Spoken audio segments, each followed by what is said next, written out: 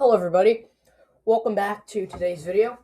Today we're going to be going over the best case scenario for the Democrats on the gubernatorial level. So this will be the elections later this year, 2026, midterms. So it'll be about halfway through the Trump presidency. You do got to consider that since the Democrats are out of power, that they should at least be somewhat favored. They are probably most definitely favored, just like the Republicans were in 2022 when Biden was president. How big the wave or ripple is yet to be determined, but this will assume that we'll have a 2018 type of environment. It'll be a very blue wave. So yeah, let's get right into it. We have a lot of states that are going to be safe, regardless of the situation. So let's start with those right now. You got California, Oregon. Oregon will be over 10 points. Hawaii, Illinois, Minnesota over 10 points. Colorado, New Mexico will reach over 10. Maryland is already safe. Connecticut, Rhode Island, assuming their governor gets primaried, Massachusetts, and we will also throw in Maine. Another potentially safe Democratic state could be Vermont, but that's really dependent on if their Republican governor, Phil Scott, decides to retire and his lieutenant governor declines to run. It's really hard to say what's going to happen, but we're going to keep Vermont out. We're going to assume that their governor runs for re-election. Now, those are all the states that are going to be safe. Safe Democrat regardless. No doubt about it. Here we have some safe Republican states. A lot of these are already going to be safe anyways. You have Idaho, Wyoming, South Dakota, Nebraska, Oklahoma, Arkansas, Tennessee, Alabama, and South Carolina. And we will do Vermont. That is about it. Some people will argue Alabama can get under 10 if you have Doug Jones running. It's possible it gets under 10, but Tommy Tuberville really beat him a lot in 2020. I know that was a more polarizing race because this isn't a U.S. Senate election in a presidential year. Governors are less polarizing. They're more local. So a lot of them can go different. That's why you see states like Vermont having Republican governors and states like Kansas having Democrat governors, right? However, I still think Alabama would be over 10. It's just too red of a state right now. Now, that is it for the safe Republican states. They will be above 10 points of a victory. Now we will go to likely Democrat states. A lot of these toss-up to lean Democrat states will all be moving up to likely. You have Governor Katie Hobbs who would win just barely over 5. You would have Wisconsin, Michigan, and that is about it with all the likely states. You would not see any more likely states. You would actually also have New York. What was I thinking? That's obviously safe.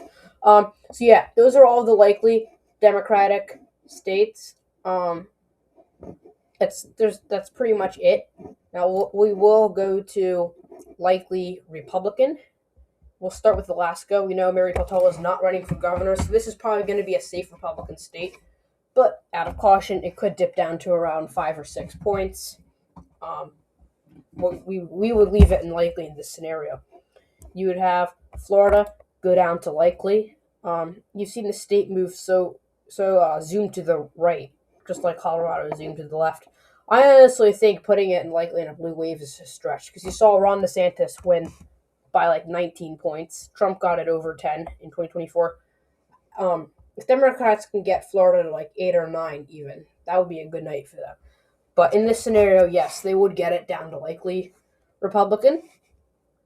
And Texas is teetering between leans and likely. But, Donald Trump, you saw him win Texas by like 15. I think the state is just too red, so it would just barely be over 5. Probably about 5 points for Greg Abbott. He's running for a 4th term. He's been there for a while, so the state could get some fatigue. Yeah, so it's possible.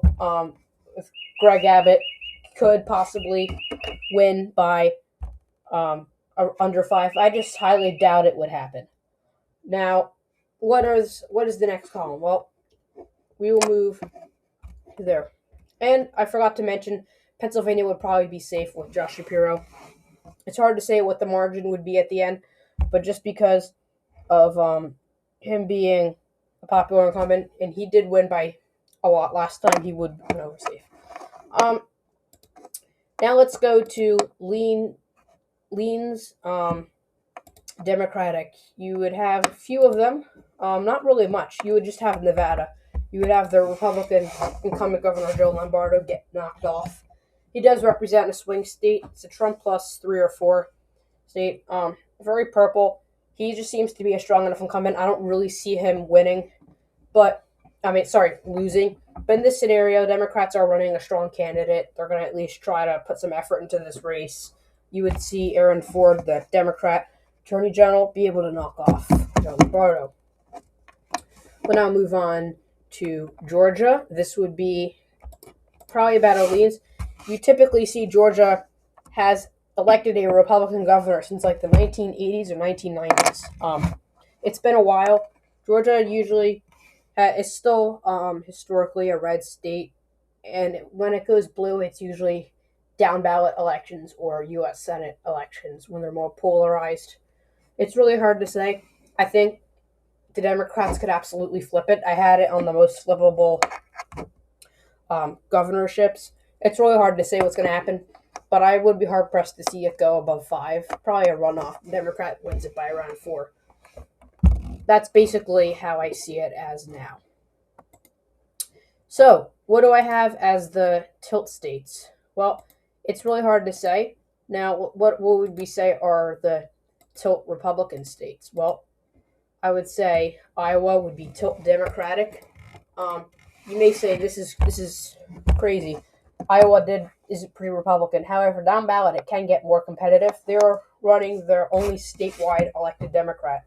He's the Auditor General of Iowa, Rob Sand. He is running against Randy Feinstead, the Republican from the northwest part of the state. Both are good candidates. I think Sand is slightly better than Feinstead. I think in a very, very blue wave, absolutely you would see this race become very competitive, and I think Democrats could just narrowly peel it off just because of how this typically goes. You would see Iowa definitely go into that column. You would also have Ohio. I'd say that it would go just slightly Democrat.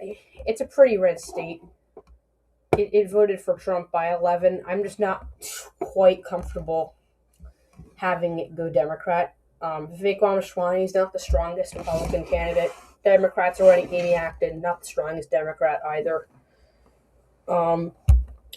I would say if Democrats ran Tim Ryan, I would say this race could definitely get really competitive in blue wave. But that's probably about it for tilt Democrat. We'll do the tilt Republicans. I would say Kansas would be tilt Republican. I think that Democrats don't really have a bench now that Laura Kelly's not running for re-election.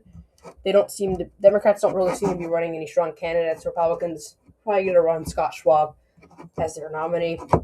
I could see this race getting very competitive because on statewide levels, Kansas can get pretty competitive. And it will go Democrat for the right reasons. It can get like that at times, despite being pretty Republican at the federal level. I would say it'd just be very, very narrow flip for the Republicans. Same thing for Ohio. I think Vivek Ramaswamy would just slightly get it. I think it would be very close. I just think Republicans are just favored enough to win in Ohio, as I said earlier. The last one would be New Hampshire. You may say that's weird. Why is New Hampshire tilt Republican in a blue wave? Well, they also have a Republican governor in a Kamala Harris state. New Hampshire's not as blue as Vermont, so it is easier for Republicans to win. New Hampshire is typically liberal at the federal level, conservative at the state level. Their governor is a very big overperformer. She's taken the more moderate route as being governor. She was elected by like 9 points in 2024 when Kamala Harris won the state by 3, which was kind of close. But it's hard to see a popular moderate incumbent lose re-election after winning by 9 points before. She would just barely hold on. That's probably my scenario. So hope you guys enjoyed this video. The best case scenario for the Democrats at the gubernatorial level. I'll be coming out with a video shortly about the Republicans' best case scenario, so stay tuned for that. But please like and subscribe, and hope to see you on the next video.